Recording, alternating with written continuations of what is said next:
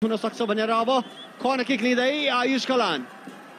They're 10 men down, but still the pressuring team. Bino!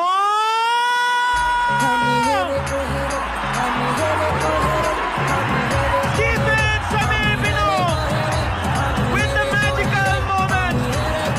What a way to score a goal in the dying minutes. Nostalgia for Samir Bino.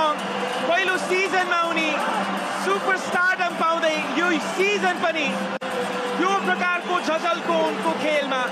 What a time to score from the Cameroonian. What a goal to score in qualifiers.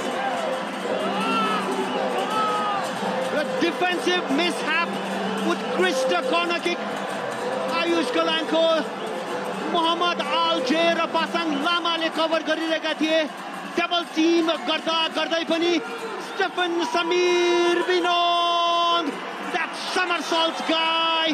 What a beautiful header, timely header. Walid Biro.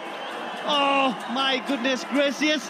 What a time to score the goal, and Dhangadi FC hardly has a time to come back in the game, and it seems Stephen Samir Binong has taken his team to the final of the third season of Nepal Super League. What a moment for him. What a moment for Stephen Samir Binong. And a perfect redemption, a revenge of the previous season. Pokhara, just like Dhangadiले penalties ma haraउँदै qualifier 1 बाट फाइनलमा प्रवेश गरेको थियो अघिल्लो सिजनमा. यो पटक भने पोखराले आफ्नो बदला लिएको छ धनगढीसँग. What a last few minutes, near about 10 to 15 minutes of exciting football we had. Birole साथ पत्याउनै सकेका छैनन्. We were nearly over there भन्ने सोचिरहेका छन्.